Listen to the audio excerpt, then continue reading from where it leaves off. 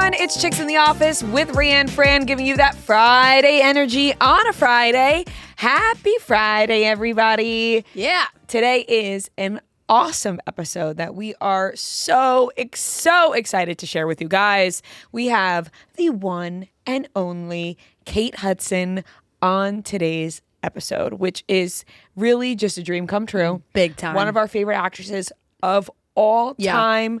And we feel so honored that she took the time out of her press tour to sit with us. It was amazing. It really was. When we booked this, we were so excited because there were whispers for the last few weeks, and we were like, holy shit, if this actually works out, it's going to be so sick. And when we got the confirmation, so exciting. I called my mom immediately because I think my mom and I have watched How to Lose a Guy in 10 Days like 100 times. Like, it's just that was one of the movies that we watched together all the time. And it was just incredible to have her in the studio and get to talk with her. And she's amazing. Of course, I think everybody thought that about her already. It's amazing when you can confirm that she's just so delightful. Noah's favorite movie is Almost Famous. So, he got to have his fan moment, which has actually turned into maybe one of my favorite things that's happened to Noah this year. And my God, has Noah had a year? Like, not a year, 24 hours this past. We'll get into. No, I know, but I'm just saying a year as a whole. Like, honestly, you've had an incredible year. Yeah, the year as a whole. But this and to one end day, it this way, I will say this is we'll play the clip. But my favorite thing to have happened to Noah. Like, the way that I shared this clip when you sent it this morning was like you were my son. Yep, same. I went down. I sent it straight to my group chats. Same. I went down my contact list. I sent it to all my family members. I was sending it in group chats that me and Noah are both in before Noah was sending it. Yeah, like, I tried to send it, and then I saw that you had already sent it. I was like, you guys got to see this. Yeah. You got to see what's happening. So we'll play the clip. Kate, this year marks the 25th anniversary of your breakthrough Oscar-nominated role in Almost Famous. Your face was literally the movie poster. Do people still come up to you and call you Penny Lane? All the time. Oh, yeah. As a matter of fact, I did a podcast yesterday and the producer, that's the only poster he has in his house is my face. And he showed me, and I'm like, Not this weird is a little at all. weird. I get that a lot, actually. Just unbelievable. We ended our interview giving a little nod to Noah about his favorite movie being Almost Famous, because for as long as we have known Noah, that has been his favorite movie. It's number one on his list, the 30 before 30 list, when he did the 30 movies. This is just, you just know that about Noah. Yeah. So when we booked Kate Hudson and, she's coming in, Noah played it totally cool. He didn't say anything like, guys, maybe say something. No, nothing at all. Not to you guys. To other people, I was like, Kate Hudson. So I was joking, like, should I tell her that I have her poster on my wall? Like, what's actually very funny is I feel like everybody said don't do that, and yet you did. Yeah. Like, everyone was like, don't do that. Like, it was one thing to say, oh, I have the poster, but then like Noah went to literally show her the picture of the poster. I can't remember. I mean, the interview we can listen, but like, I might have said, like, yeah, I have your face. Like, your face is giant on my wall. Like, I might have actually just said that, too. You might have said something like that. You might have. Maybe, something like, along those off lines. camera. And it is kind of like when you just see the picture, it is a little the college boy dorm room, because there's, like, nothing else on the wall. Well, the thing is, I have tons of cool art and, like, frames on my wall. It's just this wall. This section of the wall, that's just like that's like my piece on that wall, I said to Kate after, I kind of just was exaggerating, just, in the moment, like, oh yeah, you're like the only thing on my, I think I probably said like, you're basically the only thing on my wall. Which isn't true, but I was just trying to... But is what she retold on The View. She said on The View. But that is the part that stuck with her, to retell it on The View. Just so good. No, Noah has a nice nicely done apartment, like nicely decorated. You guys haven't never been, but... He has shown pictures. I've seen pictures before, but... Because, a little back and forth of like whose apartment's better between him and Tommy, and Noah's is not even close. Yeah. But... Oh, I put all my money on Noah on for that. sure. So... it just is an unbelievable clip, and it made me so happy for you because I'm like, this it's is a little weird. That's the best part about it. Her being like, it's a little weird. Like, if anyone's gonna call you weird, have it be Kate Hudson, the person you admire. It's a little weird, you creep. I've had in my I'm gonna have to change that to like my Instagram bio has always just said like called Pale and Slightly Hunched by the New York Times. Like that's just I've never changed it, but it's like Kate Hudson called me a little weird on The View. Yeah. That is so good. Oh my God, no. It's seriously one of my favorite moments of the year, but my favorite Noah moment. Also just funny because yeah. my mom called me. I was like on the subway, so I didn't pick up. And then she texted me like, Kate Hudson just talked about you on The View. I'm like, what? Like, thank God your mom was watching. She was also like, she was just watching. Yeah, I mean, thank God she was watching, or else we would have missed it. We would have never known. We would have never known. That hilarious for her to just be watching The View, and then Kate Hudson's like, yeah, this guy that I met yesterday, weirdo. That's my son. Mom's like, oh my God, my son's the weirdo that Kate Hudson's talking about. And that's why I didn't bring up the picture to Sam Hewen a second time. Very, very fair. I mean, it's so freaking cool. So cool. So cool. I am so thrilled for you, Noah. Funny. It's amazing to have that clip also, forever. Or maybe I'll have posted it by now. I was going to say, maybe out already. Because when I went to show her, she gave me like a hug. She put her head on my shoulder. Like, if you've seen Almost Famous, there's like a famous like scene on the bus where they're singing the song, and she like puts her head on the kid's shoulder, and it all came together for you. It all did. It's all happening. I sent that clip, or before I sent the clip, when I told people that Kate Hudson had talked about you on the show, I was like, oh my God, Kate Hudson talked about Noah on The View. And they're, oh my God, what'd they say? And I wrote, well, she said that I said she has a little crush on a producer she met yesterday. And people were like, no way. I was like, no, that's not what happened. She called him weird. Yeah. So good. Hey, but that's I would have taken any, if she had been, I mean, maybe not anything, but like it's actually almost better that she said it's a little weird. Like, no, and also you could tell it's her humor, and she can tell that oh my God, you it's could take a joke. fantastic story. Yeah, after I showed her, she did like talk for like a time, very quickly being like, I love my kids showing like almost like. Noah's trying to make sure everyone knows that Kate Hudson wasn't actually that weirded out by him telling her. Clear she was joking, which was also very true. She was not weirded out. It's funny because it wasn't like she was like, what? Like it was not. Like we were all laughing about it. I'm gonna put up like. It's her like hugging me, but you can just see me holding my phone to her, like, which is me just showing her my poster on my wall, where it does look like it's the only thing on my wall in that. Yeah. In the picture. And she said house, by the way, which is like, I got a house now. Yeah. True. That's nice. She assumed you have a home. That's really nice. A full house. She did. Well, you left. That also makes it sound even weirder. Like I have a house and I have one poster in my house. Well, that's probably why the ladies on The View were like, sounds a little weird. Not talked about that Hugh Jackman's just there, like, too, like sitting next to you. She was there with you. Yeah, she sees you. She's like, get a load of this guy. Yeah. I met this fucking like, weirdo. Hugh, you really got to go on the Chicks in the Office podcast and meet this weirdo producer. You pop out, you're like, Hugh, I have a poster of you from The Greatest Showman. Seriously. That should be a bit now of like anytime there's a big guest, I'm going to replace that poster with that person's face. Be like, I have a huge poster of you.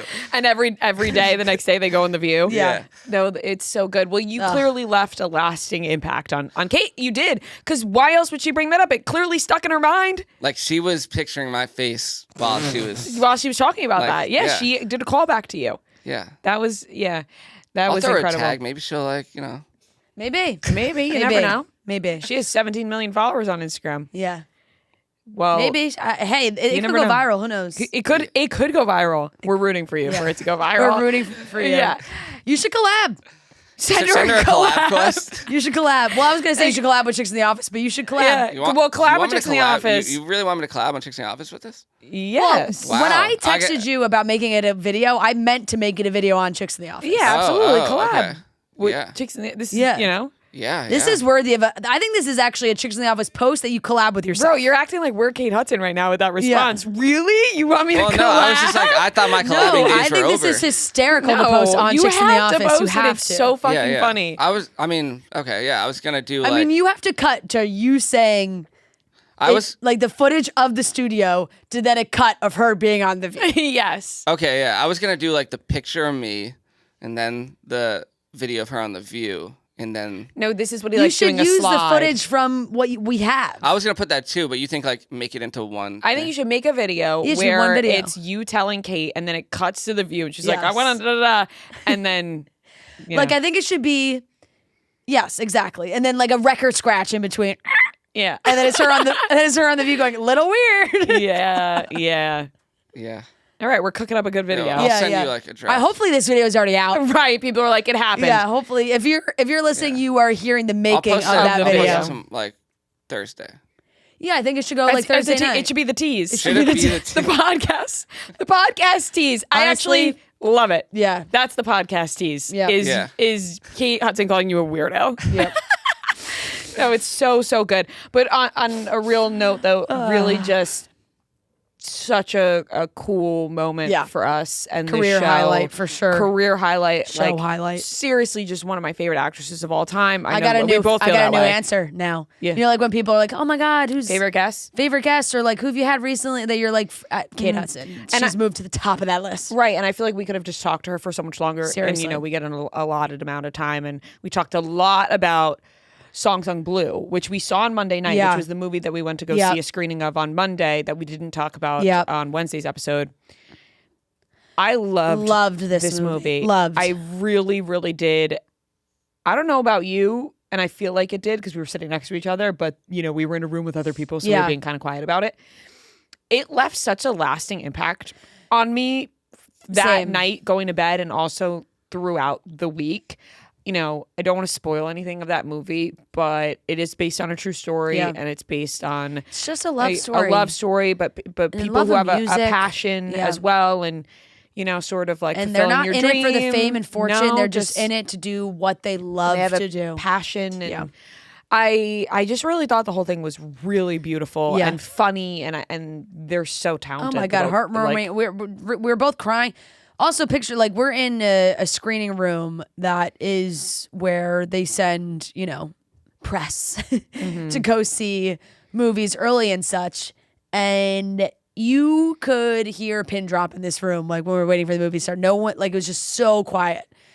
And once it got to the end, I'm like I'm starting to sniffle. I'm like, oh my God, all these strangers are going to hear me crying. But it's a tearjerker. It's a beautiful movie. And it's a fun theater experience too because the music is great. So good. So good. And the two of them are fantastic. And we talk about it at length with Kate, so I don't even really feel like we need to talk about it too much now. But she is fantastic. Hugh Jackman is fantastic. Yeah. I just want everyone to know that when we are talking to Kate, hyping up the movie, we fully, wholeheartedly feel that way about the movie. And it was so fresh on our brain because we saw the movie Monday night and then talked to Kate first thing Tuesday morning. So it was like, let's talk about this movie. Like, we were so excited to talk about the movie. I felt like I kept being like, it was so, like it was so good, like almost being like, but I really just wanted, I wanted her to know how freaking good I thought she was fantastic. She was. And she got nominated for a Golden Globe. So. Yeah, very well deserved. And then, this week has just been filled with movies. Just a couple of movie buffs. Yeah, no big movie deal. Critics. Watch out. We're the press. Rotten Tomatoes. We are the press. We're the press. And we went to the Marty Supreme premiere on Tuesday night in Times Square in New York City. Very, like Josh Safdie said when he walked in and he introduced the movie, and he said a very New York movie. Yeah. Premiering in New York, very exciting. And we didn't know what to expect, obviously. This is such a large movie. Yeah. It is, all the Oscar buzz, awards, just all the talent that's in this movie and the director. It's just such a big film that when you get invited to something like this, you are unsure what to expect. We were just honored to be able to see the movie early in any capacity. Right. So that was really cool. Yeah, getting to go to the premiere. Just going to go. And, we got invited to go to the reception afterwards, which once again, I've never done. You just did it for the Jonas Brothers, which is very cool. And so just not knowing what to expect, but we got to the theater and we sat in one of the auditoriums, and Josh Safdie came in and he introduced the movie, and then he introduced the cast members, which was, Kevin O'Leary and Tyler the Creator and Odessa Zion and Timothée Chalamet and Gwyneth Paltrow all walk into this room. The crowd The audience goes wild. I mean, half our theater was also high school students. Yeah. By the way, Fran took me as her +1. Yes, I did take Noah as my +1. Did take Noah as her +1. We know, you all know, listeners know. He's been talking about the movie a lot. He's been dying to see it. He got the early screening. I was going on Thursday. Yeah. I was like, we should bring Noah. I feel like he would love to. Well, Noah was like, why did Fran bring me? No, I was kind of like, I said, I literally did like a double take. Yeah, I got the text like, Joe's got a holiday party. Yeah, it's like so my husband's not available. No, I was no, multiple things had to fall through. I will say though, you were right after Joe. Like it wasn't like I went Joe or Noah was next up. And Gia probably is unhappy with me that I didn't ask her to go. But that's okay because you brought Gia to the Jonas Brothers and Noah really has been wanting to see this movie was so really bad. going to be very excited to see this movie and the party, and he loves Tyler the Creator, and we got to do the whole thing. And I was like, and I thought it would be fun for us all to be able to talk about going to see the movie. Imagine we just cucked Noah and we were like, actually, sorry you're seeing the movie on the 18th. No. That was very. We saw it already, and we're going to talk about it right in your face. Absolutely the right move.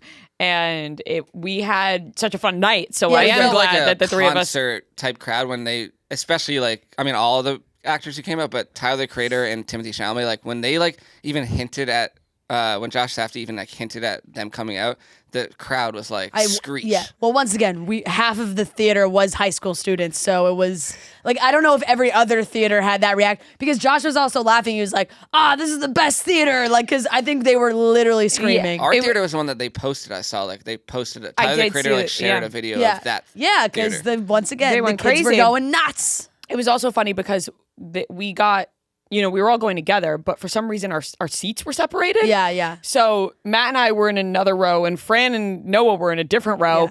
And I was taking videos of you guys. I'm like, look at these two besties hanging out. I have such funny videos. Fran doing the Kate Hudson on your shoulder. Yeah.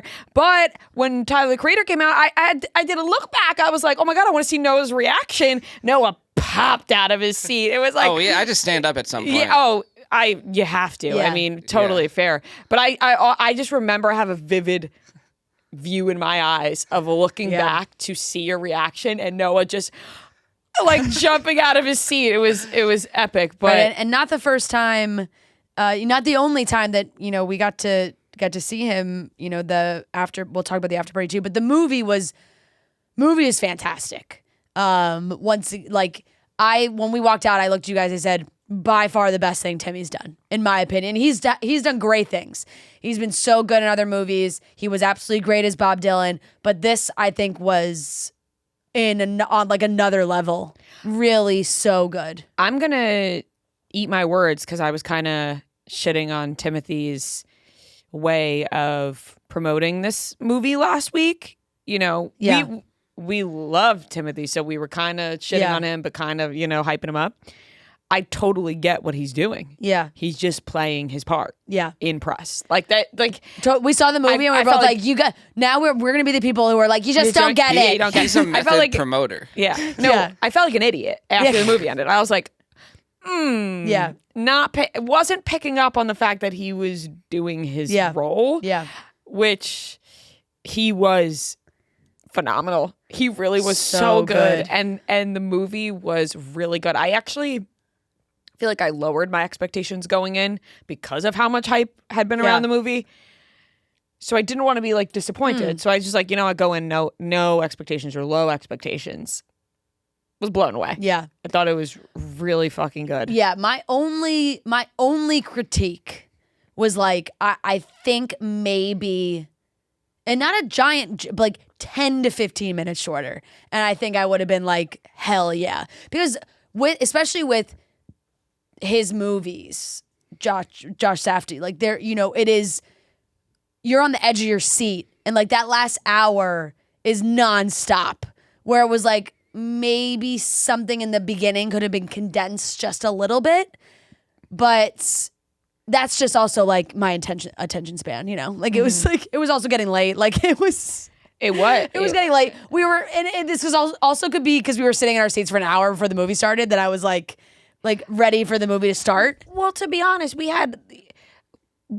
we're up early for Kate Hudson, and we had stayed at work all day, and then we went to the thing, and then so I think if you're just going to see that movie fresh, just going to see a movie, I don't think it would probably bother you at all, to be honest. No, I think it was probably just the day that we had. I wasn't really minding the delay in the actual start of the movie, because in the theater, it was fun people watching, because there were other celebrities, and you're like, oh, what? Look at that guy, over there. Right, you're spotting everybody. Right. There's actors that are in the movie that are just in our theater, and it's so funny because when they walk in, no one knows who they are. But when we're all walking out, they're getting hounded because they're like, oh my God, you were in the movie. Yeah. I kept wondering when the movie was going to start, and I was like, should I go to the bathroom now? Should I go to the bathroom now? And then finally I was like, I gotta pee. I gotta pee before this movie starts. And I went to pee, and I ran into Josh Safdie's muse at a Josh Safdie movie. I ran into Julia Fox in the bathroom. I said, "Dream come true." Literally, I couldn't believe my eyes. I'm like, it's Julia. It's his muse from Cut Jams right here at the Josh Safdie movie. My brain was blown. And then I'm walking back. I see Apple Martin, Gwyneth Paltrow's daughter. By the way, who is just drop dead gorgeous, supermodel. And we were admiring her dress so much. Now we're seeing today she was wearing her mom's dress that her mom wore to the Emma premiere in 1996. And you can see the side-by-side pictures. It's looking in a mirror, those two. It's incredible. That is the same, just really gorgeous. Just walking past her at the after party, I was like, oh my God, she's stunning. And so is Gwyneth, by the way. Also another one that you're like, whoa. You just feel that with certain people when you're like, that's a movie star. And I felt that way walking past her. I was like, ugh, that's a movie star. That was Fran at the after party. She's like, Gwyneth is at your 12 o'clock or whatever number you gave me. And then when I lock, I'm like, oh my God. Yeah, you had a visceral reaction. Yeah. Oh my God. Yeah. Which is so true. But no, we really did love the movies. Really, really fantastic. And I will now be rooting for him. I do love Leo's performance in One Battle After Another. He's so great. But this felt like a special role. And I don't know if he's going to get screwed for that or not. The Oscars are. And sometimes it's you're not actually rewarding the best performance. You're rewarding someone who's due for an Oscar. So you never know. It's I could always see Ethan Hawke or there's always an artsy movie that... Mm-hmm. Noah's really on the Ethan Hawke sleeper pick. Noah, you're right. I am not saying that Ethan Hawke should. I actually want Timothy to win, and I think he deserves it, but I just always feel like you never know with the Oscars. I agree with you. I could see that happening. It really was so good, though. Yeah, loved it. I mean, highly recommend both movies, Songs on Blue and Marty Supreme. They're both totally different vibes. Totally different vibes, but they're both out on Christmas, and they're both very worth seeing. Really, really good stuff. Yep, but absolutely. We went to the after party after the movie had wrapped up, and beautiful party, and shout out A24. What a lovely job! What a fantastic party! A lovely shindig. They do. We didn't know what to expect. We were like, oh, we'll pop in, we'll just see. All of a sudden, the stars were everywhere, everywhere, and we had no idea what to do. So we did nothing. So we none of us. Every 10 minutes, I'd be like, nothing. I'm gonna take a lap.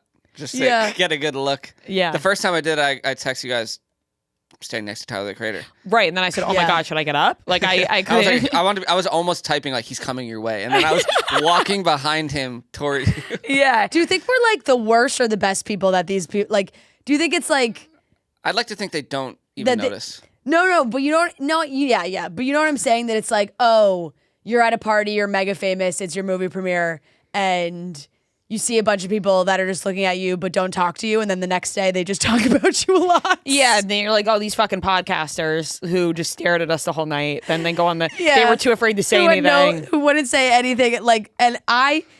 And normally after a couple glasses of champagne, I'll go up to anybody.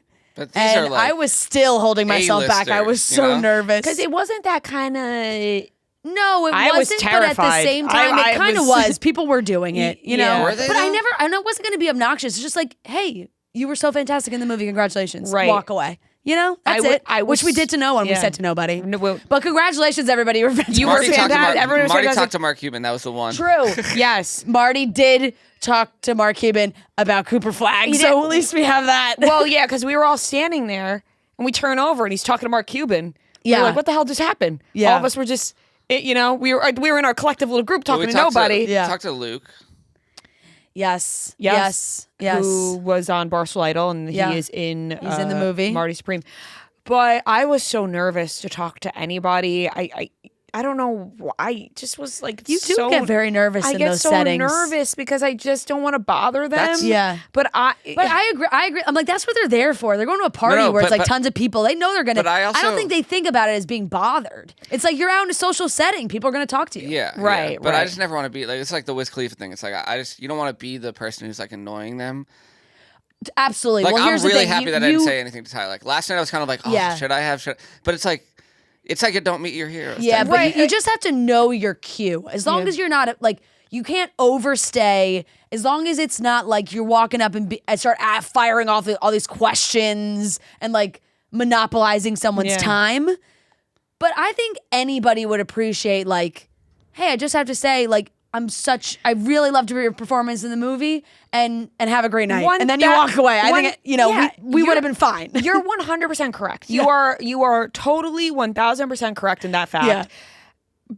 Because it's like, somebody came up to us and said, I love your podcast. Yeah. And there's nothing more I love than hearing somebody come up to us and say, I love your podcast. The one girl who said hi to us at the party made my night. Right, so. Literally made my night. Like, I'm so honored. Like, please tell us you love our podcast. That's, to get that validation is incredible. Exactly. So they're just raw. They're regular people too. They're just looking for that. They're looking for that validation also. So you're 100% right. It's more of a me being just nervous, overthinking. Yeah.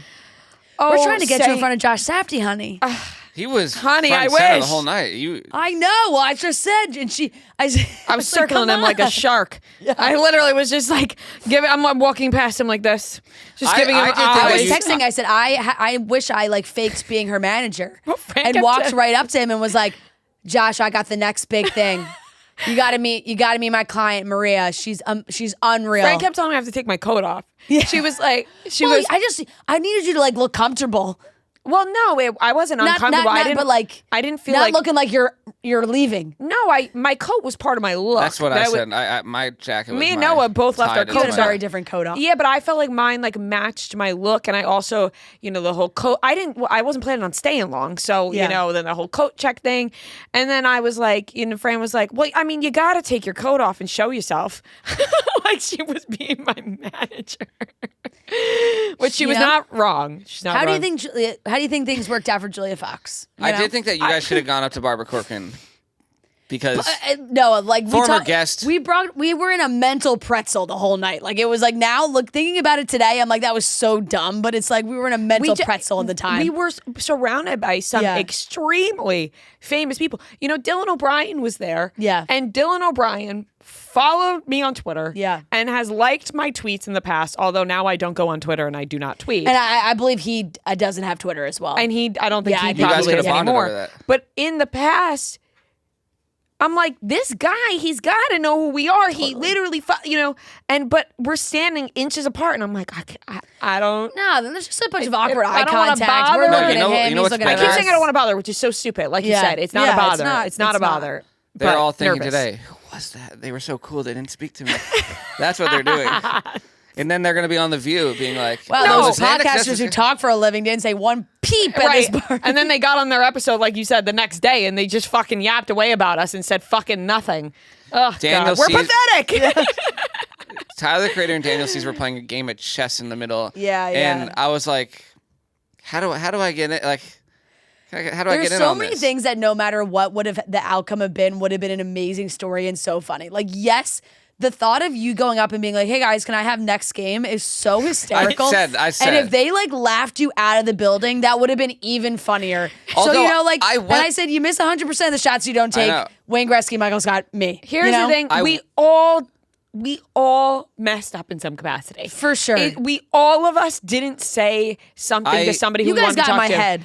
Oh, please. You guys are in my head. You said I would never bother Gwyneth Paltrow. Oh, Gwyneth Paltrow I'm not going up to. Holy shit. You were like, I would never go up to her. Like, on the way out, Odessa was so amazing in the movie. I was like, we should have introduced ourselves to Odessa. That was stupid. Such a big fan of Odessa, and I think she is so fucking talented. Yeah. And so I think all of us had our one person the whole night where we were like thinking about saying something. Yep. Yours was Tyler. For me, I want to say Odessa. He was the first one that walked by me, and because I hadn't really like thought, like at that point I was like, oh, the big ones aren't going to come. And then when he was there, I was like, oh my God. And I still kind of had like earlier that day, it's like I kind of hit it off with Kate Hudson. So it's like in my mind, I'm like, you're on a high. I'm on like a I could talk to any celebrity, but like I kind of like walked toward him an inch and then backed up. I'm like, what am I going to say? Mm-hmm. Yeah. And I don't want to, like, this is a cool party. I've never been to like this type of thing. I don't want to come off like.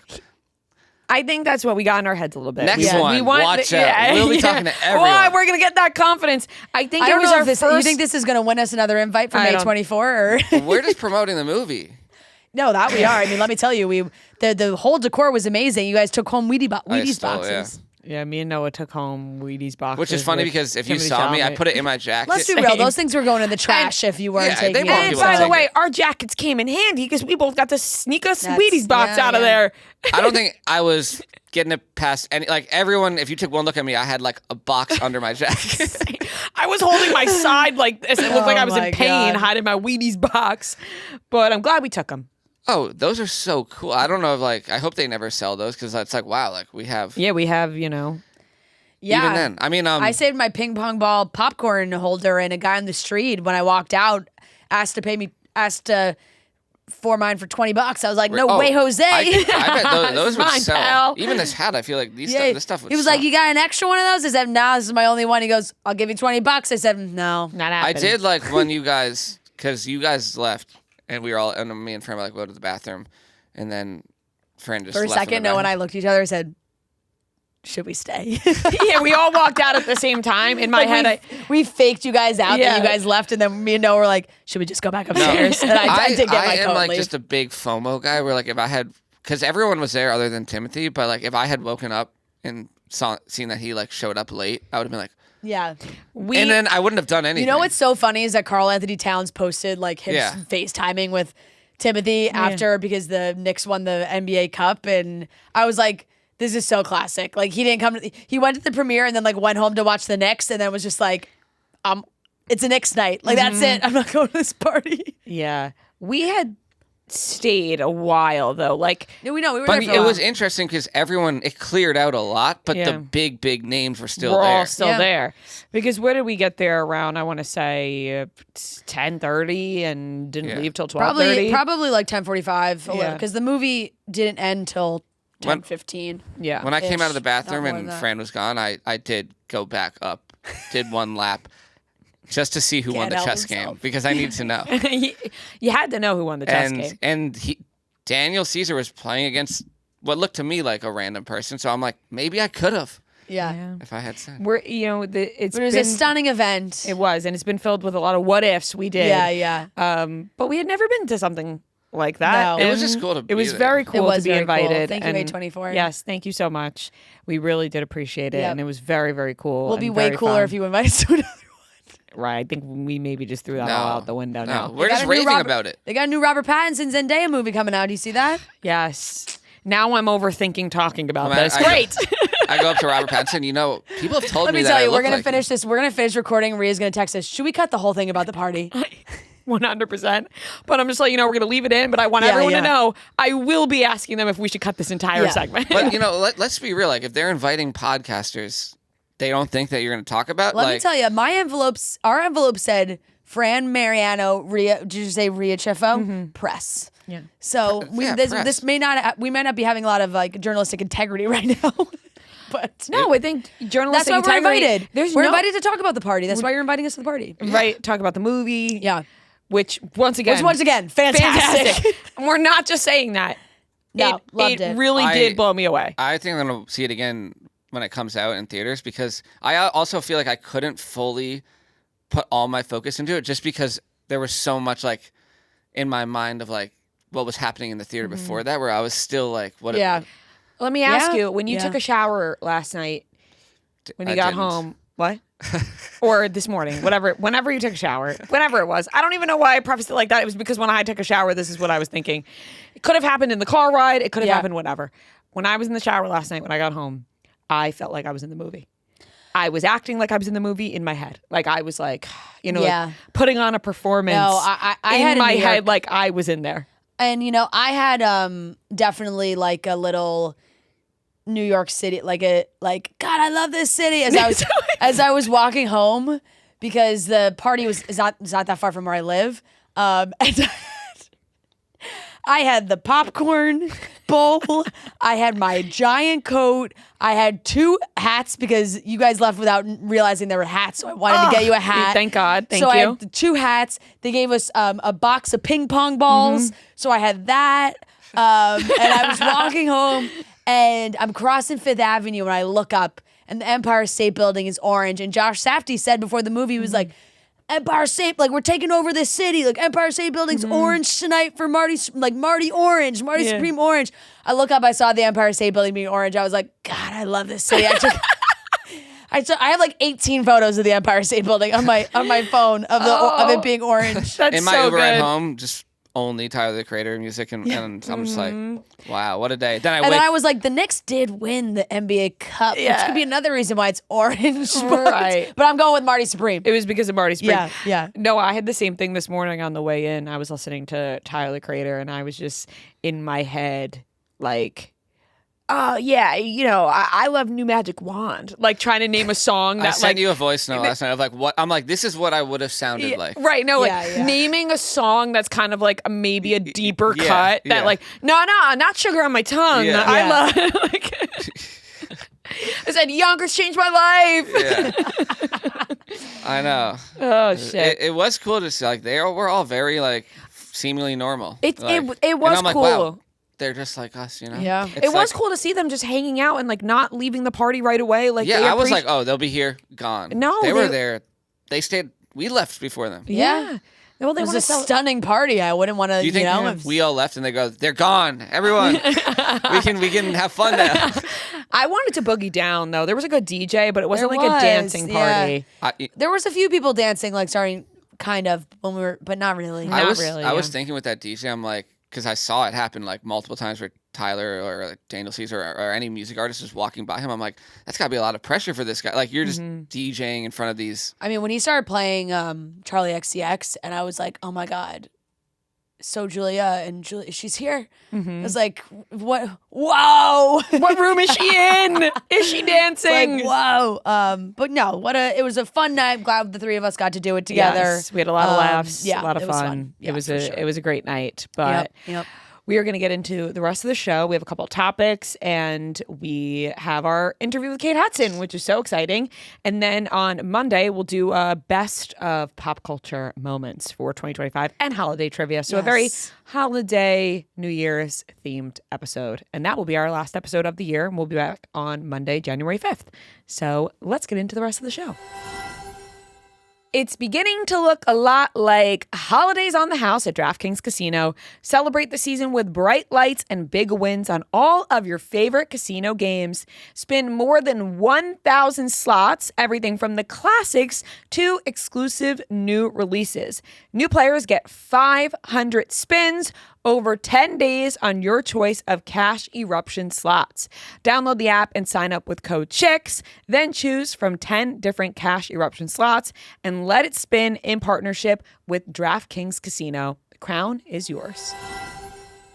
While we're on the topic of movies, it's just sort of fitting that during their Actors on Actors, Jennifer Lawrence and Leonardo DiCaprio had said that he has never watched the Titanic. Yeah, hasn't rewatched it. He said to Jennifer Lawrence, do you watch your movies? And she said, no, but if I made the Titanic. Right.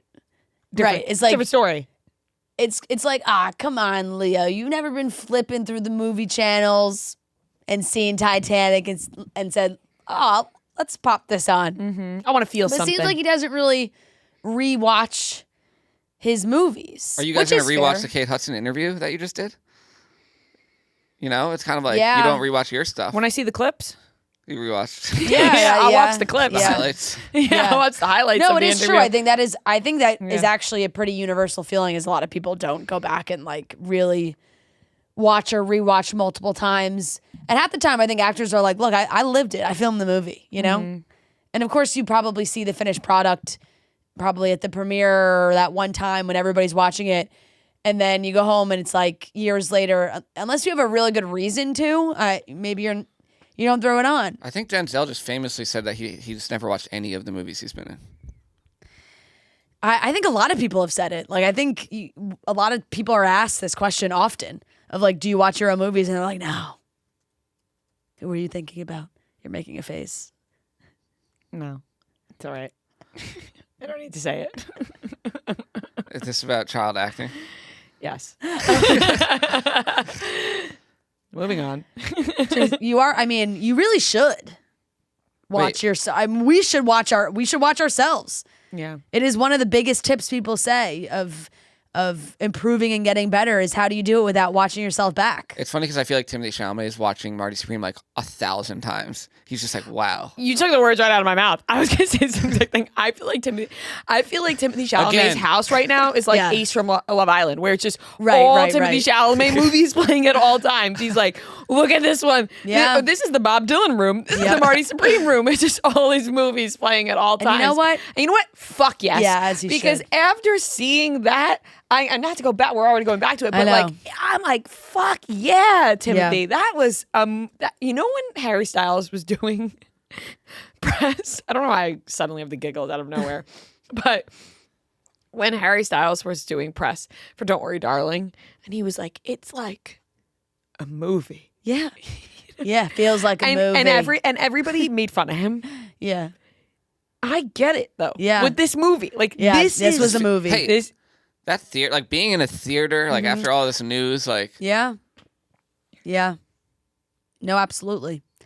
It is. It's movies are a powerful thing, and they're making me feel something this week. Yeah, and Titanic is a powerful movie. It is, and Leo should maybe think about watching it again. He should, and you know, I don't know if he ever will. I feel like he doesn't strike me as the type that will change his mind on that. Yeah, he's just set in his ways. He also said he did like a talk with Martin Scorsese. He was like, if he would ever like get into directing. Oh, I saw that. And he was like, no, why would I? No, I never could do it as good as Marty could. Or Marty does. I saw him say like his like one regret is that like on the sets for Martin Scorsese movies that he wasn't able to like watch Martin Scorsese do his thing because he was too like in his own world. Yeah, he said he wishes he could have kind of observed more of what was happening behind the scenes to like learn more about it. But he was like, no, I don't need to direct. Gosh, I mean, I have so much more of an appreciation for directors lately. I feel like, I feel like when you grow, you watch a movie and you appreciate all the actors and you kind of like move along, but just, I don't know. I mean, these filmmakers. Rob Reiner. Like, that's it's just amazing, what they do. And when people have like a hit after hit after hit. So like someone like Martin Scorsese or, just seeing just after or hearing Kate Hudson talk about meeting the director of Song Sung Blue 20 years ago and wanting to work with him and then getting to do that is so cool. And they have such an appreciation for like these filmmakers. Absolutely. I think it's just so funny because it's really something where it's like something that can be so beloved and watched millions and millions of times by people. And you're like, oh my God, I've watched Titanic 1,000 times. Like, how could he have not ever rewatched it? But it's true. I think it's Titanic is James Cameron, right? Titanic is James Cameron, yes. God, I'd give my left arm to do a James Cameron movie. Yeah. Entourage. It must be weird though for him I'm to intrigued to know rewatch it how this now. last Avatar is gonna do because I feel like it hasn't been discussed a lot. I have no interest. I never That's just me saw personally. the second one. Neither did I. I think I might have put it on and I was like, I've seen the first one, but I never saw the second one. Now we got another one. But yes, James Cameron. Yes, I was just doing an entourage. I know you were. I was just setting you up. up. But like, and now it just brings me to Avatar. Did you guys see the trailer for the new Steven Spielberg Alien movie though? I have not. I have. Looks good. Yeah, it does. What's it called? Disclosure Day. Yeah. It's with Emily Blunt. Josh O'Connor's in it. Oh. Yeah. Josh O'Connor has been doing some really funny interviews, and I think he's hysterical in his interviews. He went on a whole thing about American fast food that it's one of his pleasures and joys, and he loves figuring out Is he new. British? Yeah. Oh. And he loves figuring out new American fast foods. He loves Skyline Chili. He said it's unreal. He loves Jimmy John's. Jimmy John's is underrated. He really likes trying anywhere he can try new American fast food. Said, oh my God, Josh O'Connor, come on the podcast to discuss because we have a lot to say. Seriously. Josh, have you ever tried the OG Burger King chicken sandwich? We just have it the ready long for him. one. Yeah, we just have it on the table ready for him. I would love to talk to him. We just have him on to talk about ratatouille and fast food. That's it. Nothing else. Keep it pure. Now I see. Wow, I really see nothing about this. The trailer just came out. I know. I'm just looking at the cast. It's really great. It's kind of scary. John Williams did this music. How old do you think Steven Spielberg is? Coming out June 12th, 2026. Steven Spielberg, I think Spielberg's got to be 75. I was going to say 82. 78. He's 78. 78. Damn. Oh, his birthday's tomorrow. Oh my God. 79. Stevie, happy birthday. Happy birthday. Hey, enjoy that last year in the 70s. Yeah. Yeah, dark. No, it's not dark. I'm just saying, it's the same way I felt when I turned 30. Yeah. I'm sure he feels the same way. Oh my God. It is so hot in 80 here. before 80 list, Steven Spielberg? There was a time where I awkwardly stood in front of Steven Spielberg on a staircase at my internship in LA. It was like one of those where I'm like, I was pacing the hallways because I knew he was going to come and wanted to get a glimpse of him, and then like got in his way and but it was worth it. Worth it. He did Close Encounters of the Third Kind, correct? Steven Spielberg? Or am I making that up? I've never seen that. Yes? No. Of the third kind. No. Steven Spielberg, yeah. Yeah. That was 1977. Yeah, that is like one of the only, I guess you could say, alien-esque movies that like I really like stuck with me and liked. You I like guess. E.T. or no? Well, yeah, E.T. I mean, as like a kid. Yeah. I loved Yeah. E.T. when I was a kid. That I kind of felt creeped me out as a kid. Yeah, I loved it when I was a kid. But Seen a lot of alien movies. My dad fucking loves alien movies. Yeah, Close Encounters. Yeah. I think I watched Alien. I think I watched in school, and I think maybe like it was one of those movie. You know, when they throw on a movie in school, and you're usually not interested, but this one really stuck with me. Yeah. Yeah. You watch Arrival with Amy Adams? Yep. That's No. another one. Oh, really? I have not seen a lot of alien movies, if I'm being completely honest. Yeah. Yeah. But maybe I'll see the Steven Spielberg one. Yeah. Totally. Moving on, more movie talk. The Oscars are moving to YouTube in 2029. Once again, movie buffs, movie critics, movie podcast. Very movie themed today. Yes. This really surprised me. I'm not gonna lie. I saw, and granted, 2029 is like, when you hear 2029, you're like, oh my God, that feels so far away. It's really not that far away. 3 years. It's 3 years away. In 3 years, the Oscars are gonna be on YouTube. Not crazy. It's not super crazy because when you think about like the evolution of how the internet is working now, it feels like almost like And all the grandparents who want to watch Oscars are not going to know how to find it. Like some things are going back to TV. Right. It just They can't feels figure like- out. It feels like it goes in waves. It goes in waves. When you said it out loud, I had initial shock. I said, "What?" As if this was going to change my entire life. Like, I know. As if the Oscars being on YouTube was just going to uproot my life. My gut reaction was like, the Oscars are meant to be on television. Yeah, I was like, "Oh my God!" We had such a strong reaction. No, I know. And then now I was I'm like And then when I was reading the article, it said, "Oh, it'll be available on YouTube and YouTube TV." I'm like, "Well, I'm opening YouTube TV YouTube TV. anyway." right. We're already watching. Right, you know what I'm saying? Like, I already watch all my TV on YouTube TV, so it's like YouTube TV will be there's like, no difference in me opening the app and pressing play on ABC or pressing play on whatever YouTube thing shows up for it. by 2029, YouTube TV will probably be like $1,000 a month. I don't even. At this rate. Right. I know, seriously. So, I don't know, very interesting, but I think they want to like condense all the coverage into like one space. So, now, of course, there are red carpet stuff that's on TV, but there also is red carpet stuff that you can stream, or you can watch the red carpet stream on YouTube, and then you have to go watch the show on TV. So like they're making it all one. Is you can watch the red carpet on YouTube into the whatever pre-show into the show into whatever discussions are afterward, and it's from at least through 2033. So it's not even like a 1 year, like, let's try it. It's going to be multiple years. I just looked up, when is Will Smith's Oscar ban over? And it's 2032. So maybe we'll have a big for the last moment year. last year on YouTube. The big TV moment when he comes back will be Will Smith. You think he'll go back, like right when it's up? If he or is he gets gonna be nominated invited? for something, like, you know? Yeah. You know what was? It really is crazy when you think about the fact that he slapped Chris Rock across the face and then won the Oscar. And they got a standing ovation. And then got a standing ovation. Like, everyone was like, yeah. You did that. Yeah. Yeah. Wild.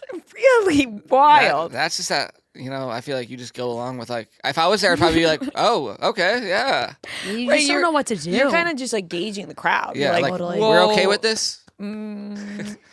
Are we laughing at this or not? God, what a moment in time. What a moment in time is right. Seeing Will Smith. That's up there for like when we get to 2029 and we're talking about the moments of the decade. Yeah. That'll be high up there. That's almost number one. Yeah. If not number one. Yeah. Yeah, I couldn't even haven't tell seen you, like something like that in ages. A moment on TV. Like, what's a more famous moment? Like, talked about. I mean, I'm sure there's like political stuff and like, but yeah. There's like other award shows, like no, it was like I'm sure there's like major world events and shit, right. But like we're talking than that, Chris Rock and Will Smith other than slapping. that, yeah. No, like I mean, like when Justin Timberlake pulled Janet Jackson's thing off, and those type of things. But like as the decades go on, equivalent of this decade. Well, we'll also think back. You got to get to the end to really be able to look back, right? That was like, what was that? And Steven Spielberg's life. That was a Matthew McConaughey like Lincoln commercial, I think. Oh shit! How do you go forward? Yes, without looking back. Yeah, that's perfect. That's the car commercial. Yeah. That's so good. It sounded just like it. Last topic, just a quick little update. So Jordan Firstman from I Love LA and Hudson Williams from Heated Rivalry. It seemed like they got together and kind of squashed their beef, or their one-sided beef, right? That only Jordan had with Heated Rivalry. And no words were said. It's just like a picture. It was a picture of them smoking cigs and heart emojis. Which then I'll love caused people to be mad that they were smoking cigarettes in their store. Right. Yeah. So it was like, oh, they made up, but why are we promoting smoking? Yeah. Classic. But classic. You know what? I'm seeing those guys everywhere now. I will say they're getting a lot of stuff. Like just internet video, like press videos of them. I'm seeing him do his full skincare on the cut, and Connor just did a full interview on the cut too that I saw. So they're definitely out there. If we weren't like the timing of it doesn't line up with when the show ends versus like when we're back in the studio, but I would love to talk to them. Would love to. Let me tell you, I am counting down because now you guys are all listening. The 5th episode's out, but I am dying for this 5th episode. Yeah, because that 4th one. Did you watch the 4th one? Not yet. Oh, tonight. You gotta watch do 4 it. and 5. The way 4 ended, you're just like, yeah. I was gasping. It's on Fridays. Fridays. So I'll watch 4 tonight, and then I'll have to wait till Friday for 5. But no, they're great. And here, listen, Jordan got lucky with this because for them to, kind of squash the beef. Yeah. Good on the outside. Good for everybody. Good for everybody because nobody was happy about that. Yeah. And I'm sure he was probably overthinking it For as well. sure. So to get together and just, hey, all love at the HBO shows. I'm pumped to really get to crush some good TV and some new stuff that's coming out during this time. We'll have a lot to talk about on our first episode back. Everyone start writing down everything that we're consuming. But the new Emily in Paris season will be out. That's the end of this week. And Stranger Things. Yes. I feel like there's just like gonna be a lot of good stuff. Oh my God, I completely forgot about Stranger Things. That feels like it's over again. Christmas and New Year's. I know. My brother keeps texting me like, when are we gonna watch Stranger Things on Christmas? I'm like, I don't know. Are you guys gonna go to the theater for that final? No. Well, the final's like New Year's Eve. New Year's. Or day. Is that only in theaters or it's just I think both? it's just like one day. Or can you go I don't know. I thought it was like a one day go see Stranger Things finale. Yeah. Like how Taylor, I don't know, is it? I don't know. I don't know. We'll find out. I'll be watching from the comfort of my home. That's that's for television. Yeah. The preferred way for television. The way Netflix wants you to watch it. Yeah, it's true, I guess. Yeah. I did pop it on Stranger Things. Not the last season. No, because you want it. Yeah. There's no way you're gonna catch up. There's only 8 episodes. I don't per season. like the doubt in your voice. And by the way, long. you could do that easy, skip around please. a little bit. Yeah. I might skip around. Also, a like little a bit. binge, forget it. Yeah, one night. You're gonna catch up on those Fast and Furious movies too. Oh, speaking of Fast and Furious, which definitely will be happening over break because it's time to say goodbye. It is officially right. That is fair. You should close that chapter. No, to leave I will. It going. I'm going going to out leave of it 2025 in and say, you know what? 2025. My Fast and Furious obsession was so 2025. It was, and I'm going to leave. I need to close out the do. chapters You're of the right, movie, right. but I do need to show this off. 1 second. True. You do. That's fair. Go get it because this was a gift.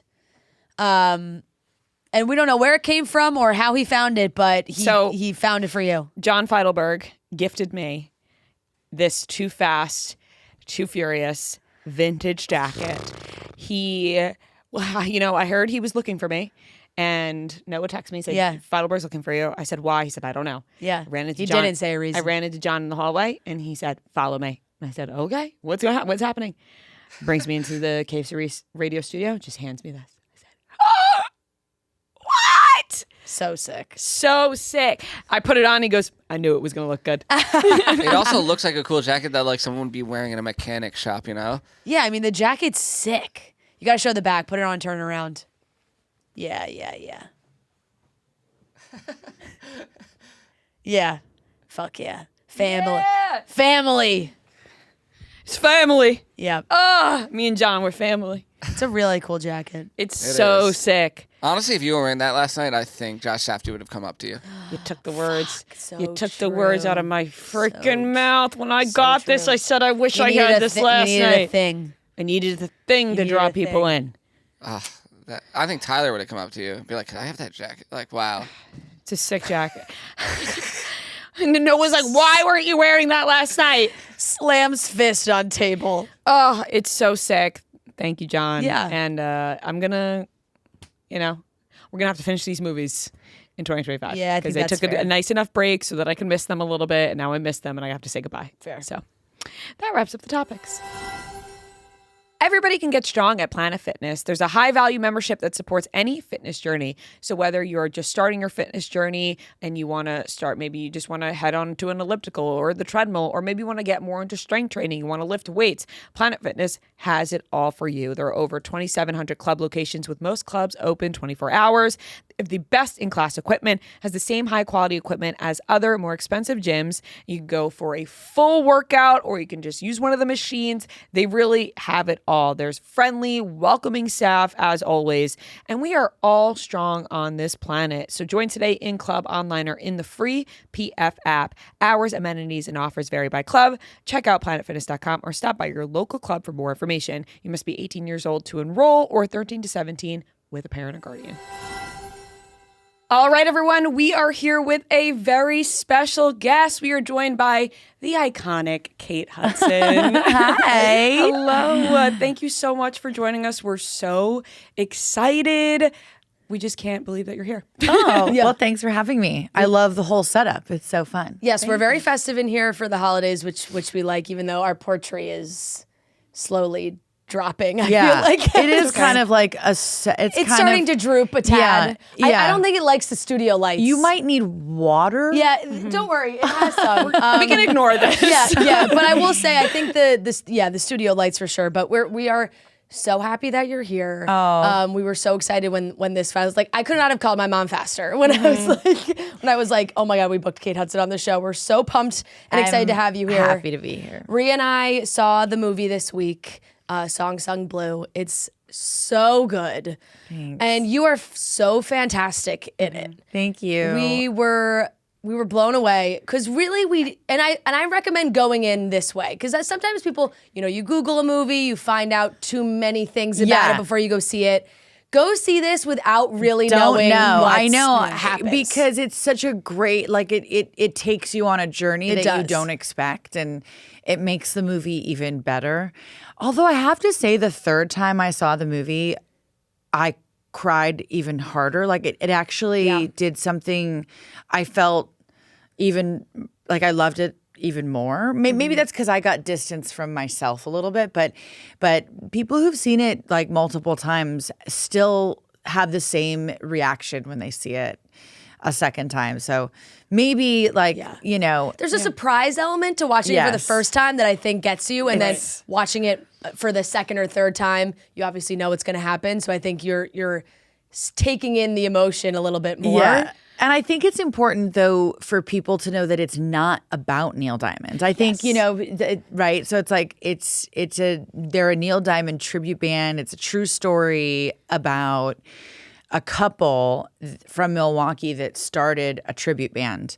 And it's really about their life and their family. And Neil Diamond, sort of his music is kind of what kind of pulls you through the movie, but it's not a musical. It sort of feels like a throwback, one of those great classic like Touchstone Pictures movie, you know, like Terms of Endearment or Moonstruck or movies like that are more human but still incredibly entertaining and make you laugh and make you cry. And Totally. Yeah, there are so many elements to it because, like Fran said, going in, you don't really have many expectations because we didn't, do that much Googling. Yeah. We wanted to be surprised by it. But like you said, we knew Neil Diamond tribute band. Yes, we knew that part of it. Yes. Where, like you had to clarify, it is not a Neil Diamond biopic. No. Which is actually such a fun spin on the movie and makes it even that much more interesting to me. Like you said, so funny, heartwarming. You cry a little bit. It's a tearjerker. It's a love story. It is. It's such a beautiful love story. I loved their love so much. And now I'm so interested in researching the actual couple. Wait till you see the documentary. It's wild. And the thing I got the most from their documentary, because the movie is actually based on the documentary, but the thing I got the most from that was their love. Like how she looked at him. She was just completely like madly, and they were so in love with each other. And I think it's the kind of love everyone longs to have, and you think it's like all, champagne and roses, but then life happens and life, takes you down twisty roads, and when you have that kind of love, it gets you through anything. And it's just like, it hits you in a place that just right in the core of like what you hope you have in your life to get you through it. And you mentioned such a beautiful part of it where you're right. Like it is at first, they're just enamored with each other and they love it and you feel it. And also you guys do such an excellent job of portraying that. Like I could feel the chemistry between you guys watching. And then on top of that, like you said, life happens, things get in the way, but they push through together. Yeah. And you're right, it is beautiful. And, you hope to watch movies like that. Yeah. Well, I think it's like when they don't believe in themselves, they have each other to believe in them almost for them. It gets them through the hardest time. Yeah. So, when you have someone who believes in you, it gets you on your feet. It picks you up. It gets you motivated to keep moving forward, hopefully. And that's what they do for each other. And then they fall in love through music. Like they love, they'd love to perform. Yeah. It would have been very easy to make fun of a couple like Mike and Claire, right? Neil Diamond is a very particular type of artist. They love sequins. They are very committed to their act. And I think that when people would go see them, it was their commitment to Neil Diamond and how they were on stage that made people just absolutely fall in love with them and have the best time enjoying their music. But it could have gone in another direction. Like Craig or any other director than Craig could have, tipped it, their accents, and, tipped it kind of over the edge, made it a little bit more tongue in cheek. And the fact that Craig, our writer-director, really just honored these people in every ounce of their commitment to have this big dream to just sing. And for them, their big dream was like, I want to sing in a casino. Like, it's not Madison Square Garden. Yeah. You know, it's a bar, a consistent singing job at a bar for them would have paid their bills and gave them a really happy life. Like that's, you know, for them, their big dream. And it's just incredibly refreshing and heartwarming. Yeah, it is. And you mentioned the accents. One of the first things we turned to each other, we were like, she is crushing this Midwest accent. And so good. And there's a certain type of Wisconsin Midwest accent. Yeah. And I think you nailed it. So how did you kind of perfect that accent? There's a lot of different accent. Like the Midwest is surprising how different. It's almost like England. You know, there's like within a small radius, there's like, you know, 10 different accents. The Wisconsin, I mean, I worked with someone worked for me for a very long time from Wisconsin.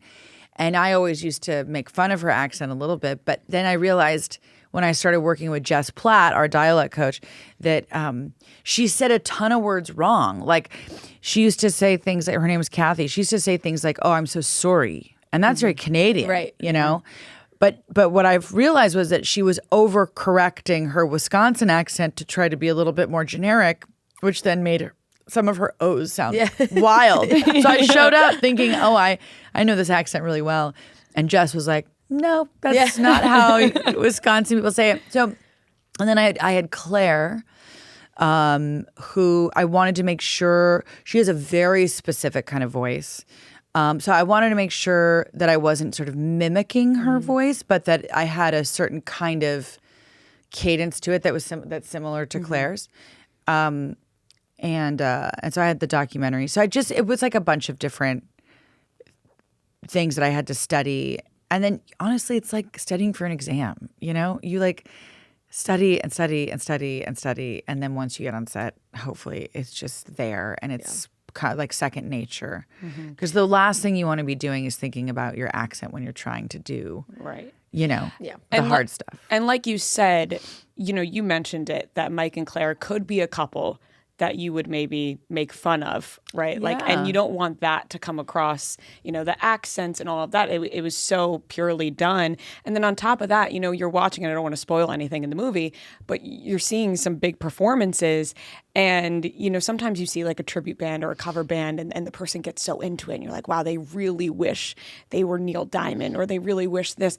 But they just wanted to be them singing. Yeah. Which I thought was really beautiful in the whole film. And also, the only thing better than your accent is your voice. Oh my God. Because thank you so much. So true. Just getting to hear you sing in this way, and also just different because, you know, you're doing a little impersonation in the beginning, but then your real voice, it was amazing. Thank you. I love to sing. This was fun because I got to sing the Patsy Cline songs. And so that kind of to try to get a little bit of her voice, you know, to more of a mimic. And then with the Neil Diamond stuff, it's actually quite hard because the register's a little weird, and for me, you know, and we had to create duets. So, you know, Craig, our director, brought us in before we started shooting the movie. We pre-recorded the songs. And then was like, we're also going to sing them live. So we were all mic'd up and so that they could do a kind of a blend. But we got to go in the studio. Hugh and I got to know each other, which was really nice because that was a good way to break the ice. And Craig really kind of left a lot of those harmonies up to me. We had a wonderful woman did some scratch harmonies. We used some of those, but then he really let me explore and kind of find my own way of singing with Hugh, which I think was really great because we got to know how we sang together and it felt really good, you know. And then by the time we got on set, that was the easy part, you know? It almost felt like a thank God Kate Hudson is finally blessing us with her voice in a movie. But also really nice of you to kind of keep that locked in for a little bit, you know, because you're so talented in other ways. It's like, oh, and she has a phenomenal voice on top of that. We can't sing, so it's always like funny. It's like if we could sing, we'd be telling everyone we can sing and do it all the time. But you also, you know, released your own album last year. Yeah. And I wonder, like, what connection this movie had with that, or vice versa, if you're doing music had any effect on the movie. I think doing music changed my life. Yeah. Like that was just that. I mean, to take this movie out of the equation, like it just completely changed everything for me. But for this movie in particular, Hugh actually saw me promoting my album, and that's why I got the part. You know, he saw me on CBS Morning talking about why I had to make an album, or why I finally had to be doing music, and for me, and he just called our director and was like, she has to play Claire. And I'd known our director for many years because when he did Hustle and Flow, which is such a great movie, and if you haven't seen it, you guys have to see that movie. You'll love it. Okay. And I saw him, I must have been like 24. And I was like, I saw that movie and I was like, I have to meet this director. So I've known him a long time now. It was almost 20 years. That's okay. Like, yeah. I'm like, how many years? 17? Yeah. But so we finally got to work together. So he was immediately, when Hugh said that, he was game. Right. And I don't, it wouldn't have happened if I didn't make an album, you know, this movie. So yeah, I think making the choice to do something for myself without the expectation of an outcome has changed the way a lot of people have seen me, which which internally, you know, which is really interesting. I also, like, I feel like what you put out is what ends up coming back, meaning like something happened in COVID. I love doing businesses. I love it. It's so much fun because I love a ton of different things. Like I could do a business of like linens and napkins and you know what I mean? Like I'm such an Aries. Like I get so bored. Like I could do a business like of like shoes. I could But something happened. My love is the arts. So, you know, I want to sing, I want to write, I want to dance, I want to act. And something happened in COVID where I was like, God, I mean, are we actually is this it? Like that first 3 weeks of lockdown, I really was like, this is kind of freaky. Yeah. Knowing someone that died, having like things that around you that were happening. And then I was like, am I okay with dying like right now? You know, I obviously not with my kids, you know, that's a whole other thing. But like, you know, I want to stay here for my kids. But like, am I happy with my creative output? And it was a really fast no for me. Mm-hmm. And I think that was where I was like, I'm not really doing the things that I want, that I really want to be doing. I love to write. I write music, and I like to write script. I haven't done that, and I hadn't done my music. I hadn't directed yet. I had so many things that I hadn't been doing the types of movies that I wanted to be doing. I've been a mom and doing business. And I finally was like, you know what? After COVID and after Ronnie gets a little bit bigger, I was like, I'm just changing direction. I'm changing the direction of how I think about my choices and the things I want to be doing. And it's been like kind of a game changer for me, you know? Yeah. And it really makes you think like, it's really what you put out. You know what I mean? Like it's really becomes about the choices that you're making and why you're making those choices. That is so true. Yeah. And I feel like especially, you know, as we get older and we get comfortable in our jobs and positions, you go, okay, well, you know, this could be it, but I'm not pushing myself more. Yeah. There's more that I want to you don't accomplish. Upset the status quo and things are going good. You're sort of like, I don't want to shake. I don't want to like, you know, shake things up. Yeah. Or we stop ourselves and go, that it'll never work. Well, it won't work until we try.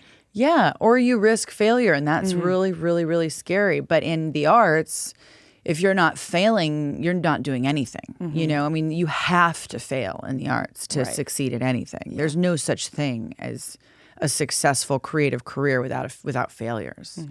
That's like an insane, maybe Tom Cruise. But he's got some in there. There's somewhere. something in there. Well, also, it's incredible that you say all that, because that's also a theme with Claire in the movie, without giving too much away, which is really beautiful and inspiring to hear. Resilience. Exactly, especially from someone like you who we look up to, right? Like you said, you can get your hand on anything. You love creating businesses or doing it all, and we look at you and go, Kate Hudson, she can do it all, but you still feel like there's more. You still want to put yourself out there and accomplish more, which is so inspiring to everybody. Yeah. I think that, forging forward is just my nature.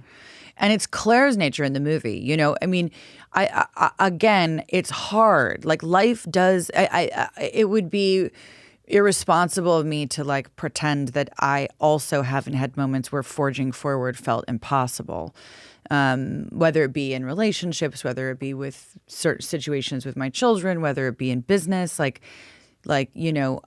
feel very lucky and blessed, but like there are hard moments in your life, and my nature is to forge, I'm a bootstrap. I pull up my bootstraps and I like, I like to be moving forward.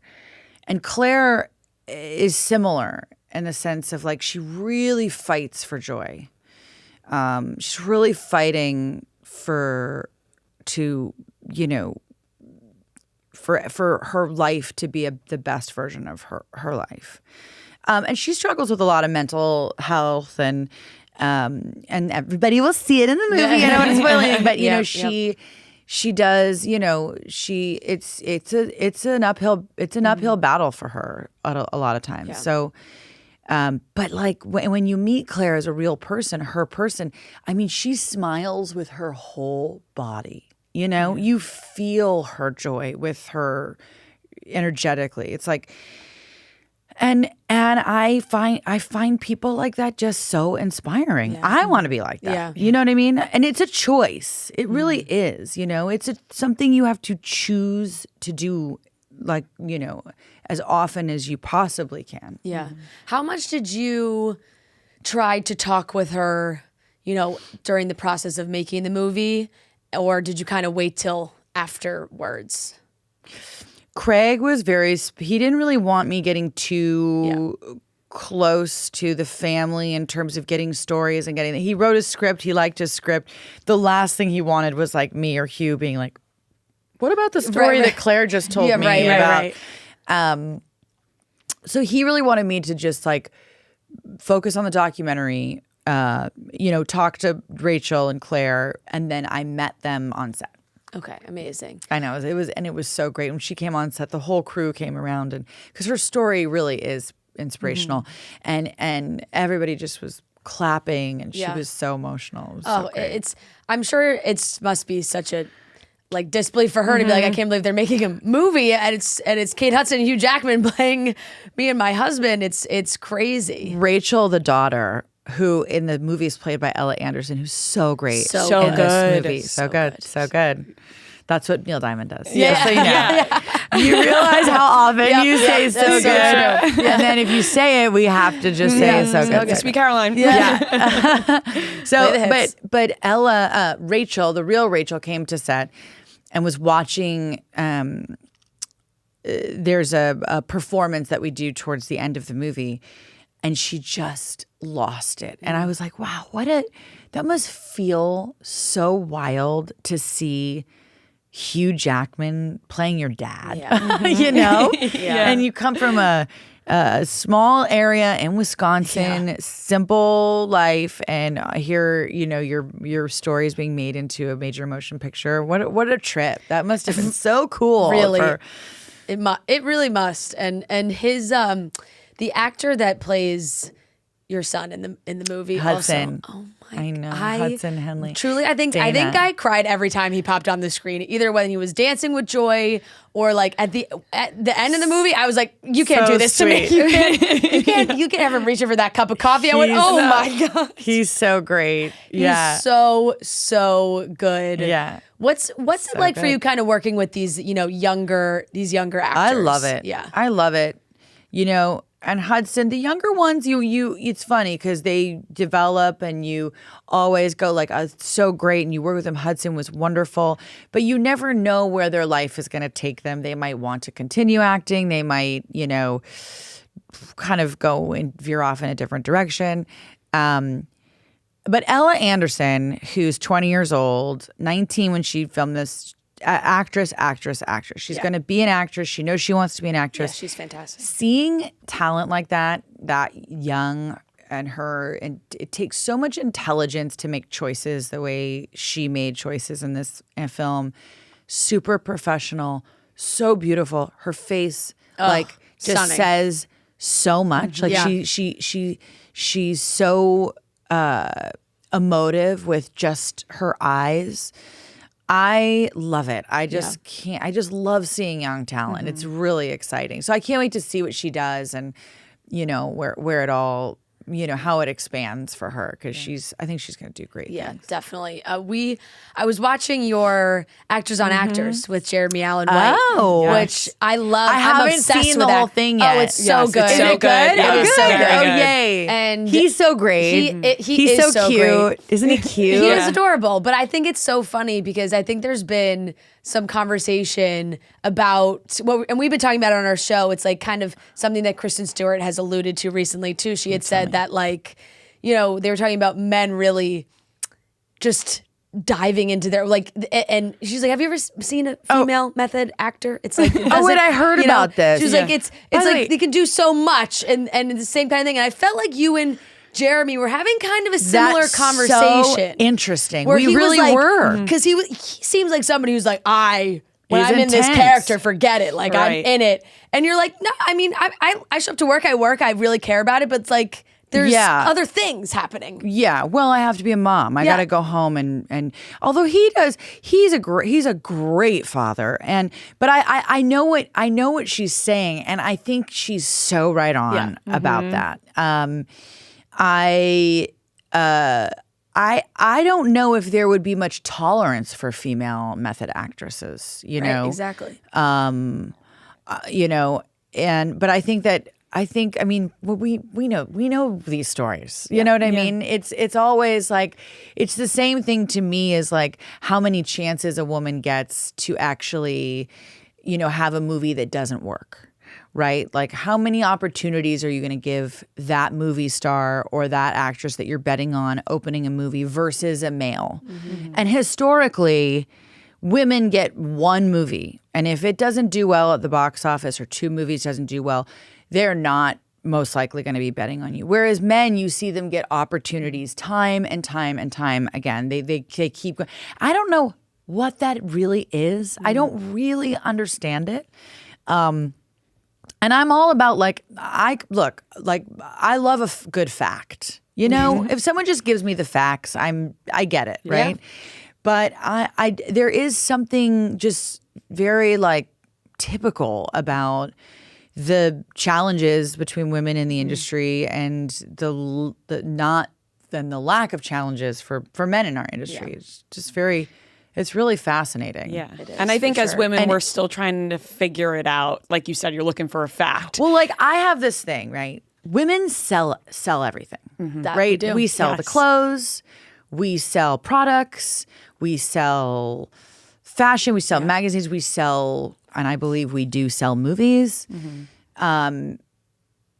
Men don't do any of that. Yeah. Really. We also buy. Right? Yeah, consumers. Right? And so in the movie industry, they still have this sort of antiquated approach like, oh, well, we're going to pay this actor X amount of money, but we're going to let the woman sell the movie. Mm-hmm. We're going to put the woman out there. And this happens a lot, not on this one, because Hugh's the greatest man on the planet and is out there and does everything, But men get away with not going out there and selling their movies. And it's really fascinating.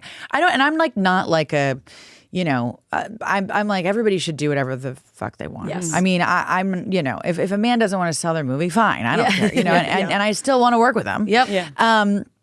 But I think what's interesting is how it's measured. Yeah. Right? So like, you know, a woman can go out and have an amazing like household name, sell consumer products, but will not get paid the same as the male, the man that doesn't really sell anything, but somehow is getting paid twice as much. Yeah. And I don't quite understand that, right? I'm still trying to figure that one out. Yeah. I need someone to come and like give me all the metrics. I want to, but I don't think they can measure it. There they wouldn't be able to back it up with the metrics. And I want to say that as far as facts, I think, you know, I don't want to just throw something out there, but I'm pretty sure that women made up the majority of new entrepreneurs like this year. Like that was a big That would make thing, that would and make it makes sense. a ton of sense. Yeah. Because if they gave you the metrics, then they would have to change they would have to change everything. So, Well, yeah. But it is fascinating. I wonder. I do wonder about that. Like, you know, you can. The movies are interesting because really, like, you know, you do brand partnerships. They do brand partnerships, but then you're selling the brand partnership. But who's really like right? Yeah. So like, there's all these kinds of things that are happening inside of it. But at the end of the day, how do you really decipher who should be getting paid what?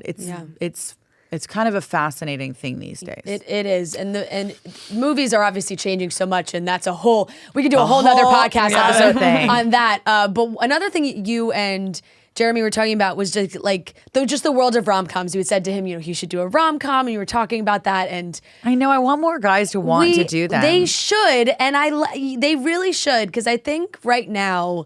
We are out of that era of like the late 90s, early 2000s that we were just seeing some of the best movies were rom-coms. They're really not easy to make. And that's what I wanted to ask you, because you were like, they're hard. I think people think that they're super easy. And we've seen that they can be hard because look how it's been going recently. It's like a needle in a haystack to get a good one now. Something about that magic is missing. You have to write a rom-com like you're writing a movie that you want to be nominated for awards. Yeah. You don't write it to be a formula. There is a formula that is loved. Yeah. And there's a light fare version. Fine, great, but those come and they go. You know what I mean? Those are like, you know, things that people go, "Oh, that was nice," and then they forget about it, right? But like the real great rom-com, you know, on the heels of Rob passing tragically, like, you know, When Harry Met Sally. Yeah. These movies are written with it's great talent. It's great talent. It's great writing. It's movie stars. It's incredibly executed and acted, and there's an investment in it from the studio or from, you know, in this case, in the world we're living in now, it would be like, you know, streamers or wherever it's going, that wants to make it a movie that is the best film it could possibly be. There's a thing that has happened with it where it's like people think they know better about what those types of movies should be, and I believe they're incorrect. But like anything, you know, it takes someone who really understands them to fight for the right versions of them, which is all you can do. And my thing is, I wish guys would want to do them. The issue is, it's like the rom-com curse. The second you get a successful rom-com, male or female, it's what people want to see you in. Yeah. So the studios want to see you in it. People want to see you in it. That's what they talk about all the time. They have a very hard time seeing you or wanting to see you outside of anything else because it made them feel something that they want to like latch onto. So it's like the blessing and the curse for an actor who then wants to go play, disappear into a role that's completely different. Yeah. So I can understand the hesitation. Yeah. You know? We need some more like Glenn Powell. He wants to do rom-coms. And I think he followed like the McConaughey school of acting, or it's like, Glenn Powell did multiple rom-coms And now he's also doing all of his action movies. Glenn. Well, Glenn just wants to make big, great movies. There's some of us want to see people like really in the theater. And it doesn't mean that the art is any less serious. And I believe Glenn can do anything. But he also loves the movie-going experience. And I'm very close with Glenn. So, and I am like him in the sense that I want to see people sitting in the movie theater having a communal experience, and not just with, a superhero movie or something like that, but like things like Song Sung Blue or a rom-com or something, you want to see. We love our industry, right? So it's like that. There's nothing like the communal theater experience, it's so much fun. Yeah, and it feels different when you're in a room full of people than when you're sitting at home and watching it yourself. And now more than ever, we are so isolated. People are isolated. People are lonely. And you go to the theater even when you're alone, and it feels like you feel connected. And that's a real thing, a real experience. I felt that way leaving the movie last night. I felt like it really did stick with me, and there was a lot of emotion and a lot that made me think when I went to bed last night, which I think is the most beautiful experience you can have watching a movie. But I want to ask you, you mentioned doing a rom-com, you need to make that movie like it's going to win all the awards and be the best whether movie. It does or doesn't. Right. Yeah, obviously you want to make the best possible version of it. When you made How to Lose a Guy in 10 Days and you're filming that movie, did you feel that that magic that was going to happen afterwards? Well, so that's a great example. So How to Lose a Guy, I'm 23 years old. It's the beginning of my career, but obviously I grew up in the industry. I understand the importance of writing. I had the most amazing producer, really partner on that, Linda Obst. We had so many great writers on that script, from Burr Steers to Audrey, who sadly passed away, many years back, and we went through so many drafts to get the script right. And the whole thing was, we knew what the comedy was and we knew what the set pieces were. But what's the heart of the movie? And what is it that's going to keep people wanting to watch this movie over and over and over again? And that really comes from, working in the beginning with great writers. And then it was every step of the way was casting. I disagreed with the way they wanted to cast the movie, and I almost left the movie because I was like, I don't want to do it with that person. I think it needs to be a certain kind of movie star, And then we met with Matthew, and that ended up being, I was like, yeah, that's the guy. But it takes, having to fight for the movie. And and so when we were doing it, I think you do kind of feel it when you never know how it's really going to translate. And obviously you got to get in the editing room. It's such a process. Making movies is hard. It's collaborative, but it's a process, It's hard to make a movie, let alone one that's good. And that, then it's hard to make that people want to see over and over again. I mean, that's that's the ultimate goal. Yeah. But it takes so many amazing artists, your editor, your production designer, your director, your DP, your camera operators. We're all in it together. When you're on set, you kind of feel it, but then you never know how it translates until you get in the editing room.